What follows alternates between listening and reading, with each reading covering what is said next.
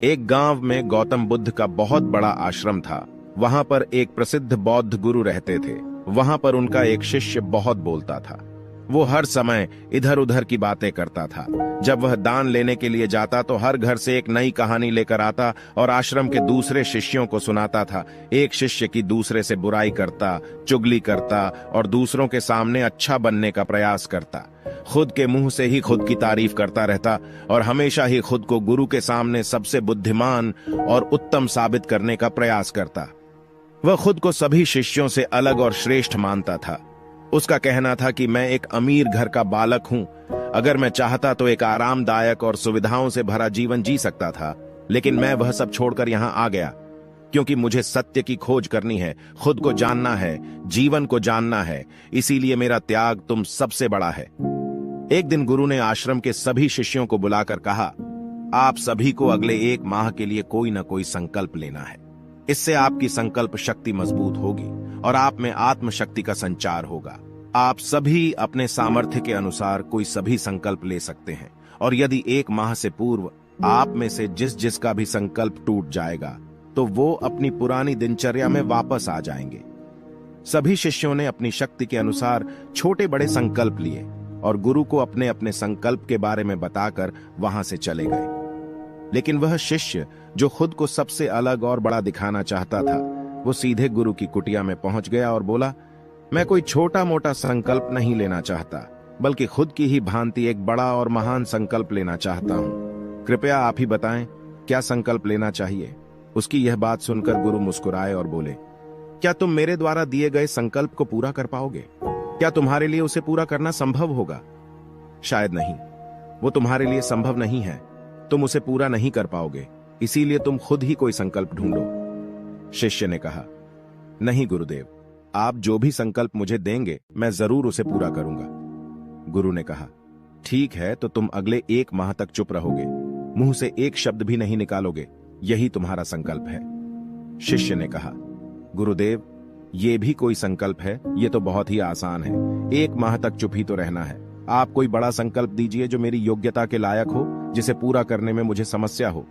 गुरु ने कहा, पहले तुम इस संकल्प को तो पूरा करके दिखाओ। शिष्य ने गुरु की बात मान ली और वह उसी समय चुप हो गया और पलटकर कुटिया से बाहर चला गया। उसे चुप रहना बहुत आसान लग रहा था। उसने एक दिन तो जैसे तैसे चुप रहकर काट लिया, लेकिन दूसरे दिन से उसके मन में ना बोलने का बोझ बढ़ने लगा। तीसरे दिन उसे भारीपन महसूस होने लगा और चौथे दिन उसके अंदर एक अजीब सी बेचैनी होने लगी, क्योंकि आसपास आश्रम के सभी शिष्य एक दूसरे से बातें कर रहे थे। वो भी अपना पक्ष उनके सामने रखना चाहता था, उनकी बोलती बंद कर देना चाहता था, लेकिन उसका संकल्प उसके आड़े आ रहा था। इसीलिए वो पूरे दिन सिर्फ मुंह और आंखें बनाता रहता। इसी तरीके से कुछ दिन और बीते और वह शिष्य बीमार पड़ गया। उसका सिर फटा जा रहा था, उसका खाने पीने तक का मन नहीं कर रहा था। वह सिर्फ बोलना चाहता था। वह गुरु के पास गया और उनके सामने बैठकर लिखकर उन्हें बताया, गुरुदेव, मैं बोलना चाहता हूं। बिना बोले, मुझे सांस नहीं आ रही, मेरा दम घुटता जा रहा है, मैं अंदर ही अंदर पागल हुआ जा रहा हूं। मैं क्या करूं? संकल्प तोड़ दूं क्या? यह पढ़कर गुरु मुस्कुराए और बोले, संकल्प तो तोड़ने के लिए ही होते हैं, लेकिन जो अपने संकल्प को पूरा कर लेता है वही अपनी आंतरिक शक्ति को बढ़ाता है, और जो अपनी आंतरिक शक्ति को बढ़ा लेता है वो समझ और जागृति की राह पर आगे बढ़ जाता है। संकल्प का लेना भी तुम्हारे हाथ में था और इसे तोड़ना भी तुम्हारे ही हाथ में है। तुम्हारे बहुत से भाई अपने संकल्प को तोड़कर अपनी पुरानी दिनचर्या पर वापस आ चुके हैं। अगर तुमसे नहीं हो पा रहा तो तुम भी संकल्प तोड़ कर अपनी पुरानी दिनचर्या पर वापस जा सकते हो। लेकिन याद रहे, अगर आज तुम इस छोटे से संकल्प को नहीं संभाल पा रहे तो तुम अपनी बाकी की पूरी जिंदगी को कैसे संभाल सकोगे? बाकी फैसला पूरी तरह से तुम्हारे हाथों में है। गुरु की यह बात उस शिष्य के दिल में चोट कर गई। वह बिना कुछ बोले वहां से वापस चला गया और खुद को अपनी कुटिया में बंद कर लिया। वह केवल अपने जरूरी कामों के लिए ही कुटिया से बाहर निकलता, बाकी सारे समय कुटिया के अंदर ही बैठा रहता। 15 दिन बीत चुके थे और आश्रम के लगभग सभी शिष्यों का संकल्प अब तक टूट चुका था, लेकिन उसका संकल्प अभी भी जारी था। संकल्प लेने के बाद से अब तक उसने एक शब्द भी ना बोला था। सारा आश्रम हैरान था कि इतना बोलने वाला इंसान चुप कैसे हो गया। 15 दिन बीतने के बाद वह दोबारा अपने गुरु के पास गया और लिखकर बताया है, गुरुदेव, मैं बाहर से तो चुप हूं, लेकिन मेरे भीतर बहुत सी आवाजें हैं, बहुत सी चीख पुकार और शिकायतें हैं। मैं अंदर ही अंदर बात करता रहता हूं। मेरा मन तरह तरह के प्रश्न पूछता रहता है। मैं बाहर से जितना मौन हूं, भीतर से उतने ही शोर शराबे से भरा हुआ हूं। क्या इस तरह से मेरा संकल्प अभी भी जारी है? गुरु ने कहा, हां, तुम्हारा संकल्प अभी भी जारी है, लेकिन जब तक लोगों की ये आवाजें तुम्हारे कानों में पड़ती रहेंगी, तुम्हारा मन बोलता रहेगा, क्योंकि इसे तो आदत है बोलने की। तुम भले ही बाहर से चुप रहो, लेकिन तुम अंदर ही अंदर बोलते रहोगे। तुम्हें इन बातों से, इन आवाजों से दूर जाना पड़ेगा। शिष्य गुरु को प्रणाम कर वहां से चला जाता है और सुबह होते ही अपनी कुटिया छोड़कर जंगल की तरफ चला जाता है। कई दिन बीत जाते हैं, संकल्प का समय भी पूरा हो जाता है, लेकिन शिष्य लौटकर नहीं आया। आश्रम में सभी को डर था कि कहीं जंगली जानवरों ने उसे खाना लिया हो। इस बीच उसे ढूंढने की बहुत कोशिश की गई, लेकिन वह कहीं नहीं मिला। सभी गुरु भाइयों ने मान लिया था कि जंगली जानवरों ने उसे अपना शिकार बना लिया है, लेकिन गुरु को ऐसा नहीं लगता था। एक दिन आश्रम का एक अन्य शिष्य गुरु के पास आया और बोला, गुरुदेव, हमारे उस अधिक बोलने वाले भाई के साथ क्या हुआ होगा? क्या जानवरों ने उसे मार दिया होगा? गुरु ने कहा, हो सकता है कि जानवरों ने उसे अपना शिकार बना लिया हो, लेकिन उसके न लौटने की एक दूसरी वजह भी हो सकती है। शायद उसे वो मिल गया है जिसके लिए वह गया था। फिर शिष्य ने पूछा, गुरुदेव, क्या ज्यादा बोलना इतना हानिकारक होता है? गुरु ने कहा, इंसान के जीवन के बहुत सारे दुखों में से एक दुख यह भी है कि वो कभी चुप नहीं रह सकता, हमेशा कुछ ना कुछ बोलता ही रहता है। सिर्फ हमारे बोलने के कारण हमारे आधे से ज्यादा दुख पैदा होते हैं। परिवार के अधिकतर झगड़ों की वजह हमारा बेमतलब बोलना ही होता है। हम में से कोई भी चुप नहीं रहना चाहता, हम बस सामने वाले को सुना देना चाहते हैं। जो भी हमारे मन में है, सब निकालकर उसके मन में बैठा देना चाहते हैं। उसे समझा देना चाहते हैं कि देख, तू गलत है और मैं सही, और इस तरीके से सब एक दूसरे की सड़ी गली बातों को ग्रहण कर रहे हैं। इस तरीके से सुनने और सुनाने का यह काम जिंदगी भर चलता रहता है, लेकिन इस नासमझी में हम अपना समय, अपना जीवन, अपनी समझ और सबसे महत्वपूर्ण वो कीमती पल जो जिए जा सकते हैं, जिनको अनुभव किया जा सकता है, जिनमें आनंद को प्राप्त किया जा सकता है, ये सब खो देते हैं। लेकिन इसके बदले हमें मिलता क्या है? कुछ नहीं, सब व्यर्थ और बर्बाद हो जाता है।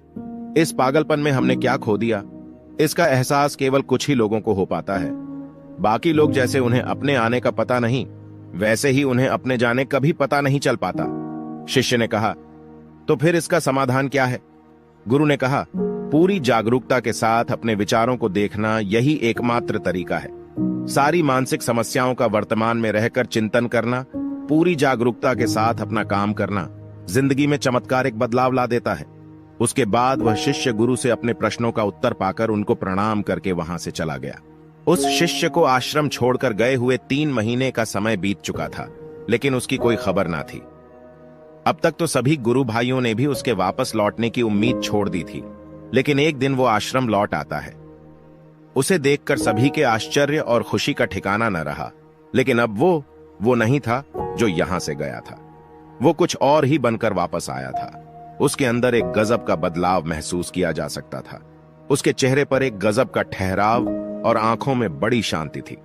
आश्रम में आते ही सभी गुरु भाइयों ने उसे चारों तरफ से घेर लिया और बातें करने लग गए। वह भी अपने गुरु भाइयों से बातें करने लगा। उससे बात करने वाले सभी ने यह अनुभव किया कि अब वे पहले जैसा उतावला और बातूनी नहीं रह गया था। उसके मुंह से एक एक शब्द बहुत ही सुलझे हुए और मधुरता के साथ निकल रहे थे। थोड़ी देर तक गुरु भाइयों से बात करने के बाद वह सीधा गुरु की तरफ चला गया। उसने गुरु के चरण छुए और कहा, गुरुदेव, क्या मैं अब भी मौन हूं? क्या अब भी मेरा संकल्प जारी है? गुरु ने कुछ देर तक शिष्य की आंखों में बड़े ध्यान से देखा और कहा, हाँ, तुम अब भी मौन हो। तुम्हारे मुंह से एक भी शब्द निकल नहीं रहा और तुम्हारा संकल्प अभी भी जारी है। शिष्य ने कहा, गुरुदेव, जब मैं आश्रम से गया तो मैं मुंह से तो चुप था, लेकिन मेरे अंदर बहुत सी आवाजें थीं। मन में बहुत से प्रश्न थे और वो बंद नहीं हो रहे थे, तो मैं जंगल में चला गया, इस उम्मीद से कि वह मुझे शांति मिलेगी और मेरे मन की बकबक कम हो जाएगी। लेकिन मैं जितना एकांत में जाता गया, मेरे अंदर की आवाज उतनी ही तेज होती गई। मेरे भीतर की पुरानी से पुरानी आवाज मुझे सुनाई देने लगी। तब जाकर मैंने महसूस किया कि मैं कितना गलत कर रहा था। जब मैं अपने परिवार वालों, दोस्तों को और गुरु भाइयों को बुरा भला कहता था, तो उस समय मुझे लगता था कि मैं सही कह रहा हूं। जब मैं गुरु भाइयों की एक दूसरे से चुगली करता हूं और उनका मजाक बनाता, तब भी मुझे यही लगता था कि मैं उनसे बेहतर हूं और मैं सही कर रहा हूं। लेकिन उस दिन मैंने पहली बार महसूस किया कि मैं कितना गलत बोलता था। काफी दिनों तक ये आवाजें, ये शिकायतें मेरे अंदर चलती रहीं, लेकिन धीरे धीरे करके एक दिन ये सारी आवाजें मेरे अंदर से समाप्त हो गईं। अब मैं भीतर से भी मौन हो गया। उस घने जंगल में बाहर से कोई बोलने वाला था नहीं और भीतर कोई आवाज बची ही नहीं थी। और मैं उस दिन पहली बार मौन का सही अर्थ समझा। मेरे चारों तरफ बहुत शांति थी। हालांकि अभी भी कुछ आवाजें आ रही थीं, जो पहले भी आती थीं, लेकिन मैं उन्हें सुन नहीं पाता था। पर अब वह सभी आवाजें मुझे स्पष्ट रूप से सुनाई दे रही थीं। हवा के चलने की आवाज, चिड़ियों के चहकने की आवाज और पानी के बहने की आवाज। ये सभी आवाजें मैंने पहली बार पूरे होश पूर्वक सुनी। अपने चारों तरफ इतनी शांति मैंने पहले कभी महसूस नहीं की थी। तो इस शांति को भंग करने के लिए मैंने पहली बार अपने मुंह से कोई शब्द निकाला। मैं चिल्लाया, हे ईश्वर, यह कैसी शांति है? सभी कुछ इतना शांत क्यों है? ऐसा क्या हो गया? लेकिन मेरे चिल्लाने के बाद भी वह शांति भंग नहीं हुई। सब कुछ पहले के जितना ही शांत था, बाहर भी और भीतर भी। हे गुरुदेव, मैंने अपने गुरु भाइयों से बात की, मैंने आपसे बात की। मैं बोल रहा हूं, मैं चल रहा हूं, मैं सब कुछ देख रहा हूं, लेकिन मैं अपने भीतर एकदम एकांत में हूं, मौन में हूं, भीड़ में होता हूं, तब भी भीतर से अकेला एकांत में होता हूं। जब मैं खुद में भी शोर करना चाहता हूं, तब भी एकांत में ही होता हूं। अब सब दिखाई पड़ने लगा है, सब सुनाई पड़ने लगा है। गुरु ने कहा, जब तक हम बाहर की तरफ बोलते रहेंगे, भीतर अशांति ही रहेगी। लेकिन जिस दिन हम भीतर की तरफ मुड़ जाएंगे, तब हमारे मुंह से कुछ भी निकलेगा, हम शांत ही रहेंगे। दुनिया में जितनी भी बुराइयां हैं, ज्यादातर हमारे बोलने से ही उत्पन्न होती है, क्योंकि हम चुप रहना नहीं चाहते। हम जितनी जरूरत है उससे कहीं ज्यादा बोलते हैं। हम सामने वाले को सुनना नहीं चाहते, बल्कि उसकी बोलती बंद कर देना चाहते हैं। उसे समझा देना चाहते हैं कि मैं कौन हूं, मैं क्या कर सकता हूं, और यही हमारी जिंदगी का मकसद बनकर रह जाता है। हमारी सारी ऊर्जा इस व्यर्थ के बोलने में बर्बाद होती रहती है। ऐसे ही समाज में लोगों का जीवन दुखों से भर जाता है, जो हमेशा एक दूसरे को सुनाने में लगे रहते हैं। कभी एक दूसरे को सुनना नहीं चाहते, समझना नहीं चाहते, और चुप रहना तो उन्होंने कभी सीखा ही नहीं, क्योंकि चुप रहना उन्हें छोटा महसूस करवाता है। दुनिया की सभी लड़ाइयों का कारण हमारा बोलना ही है, इसलिए हमें सिर्फ उतना ही बोलना चाहिए जितना जरूरी हो, क्योंकि व्यर्थ का बोलना ऊर्जा को नष्ट करना है, और ये बोलना ही हमें कभी अपने भीतर की ओर लौटने नहीं देता, क्योंकि यह हमें बाहर की ओर खींचकर रखता है, और बाहर है ही क्या इस संसार के अलावा। लेकिन अगर अपने भीतर के संसार की ओर मुड़ना है, तो इस मुंह को बंद ही रखना चाहिए।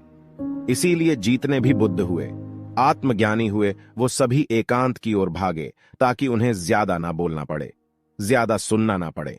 वो एकांत में रहें और शांत रहे, इसीलिए आसानी से भीतर की यात्रा कर पाए। लेकिन अगर कोई चाहे तो इस संसार में रहकर भी एकांत में रह सकता है, शांत रह सकता है, लेकिन इसके लिए उन्हें अपनी ऊर्जा बचानी होगी, जिसे वह अब तक अपने व्यर्थ के शब्दों में बर्बाद कर रहे थे। दोस्तों, इस कहानी की सीख यही है कि व्यर्थ का बोलना ऊर्जा को नष्ट करना है। ज्यादा और व्यर्थ बोलना ही हमें अपने भीतर की ओर लौटने नहीं देता, क्योंकि यह हमें बाहर की ओर झुकाए रखता है, और जिन्हें भीतर की यात्रा करनी है, उन्हें अपने मुंह को बंद ही रखना चाहिए। मुझे उम्मीद है कि आपको यह कहानी पसंद आई होगी और काफी कुछ सीखने को मिला होगा। कहानी के बारे में अपने विचार आप हमें नीचे कमेंट बॉक्स में कमेंट करके बता सकते हैं। जाने से पहले वीडियो को लाइक करें और चैनल को सब्सक्राइब जरूर करें।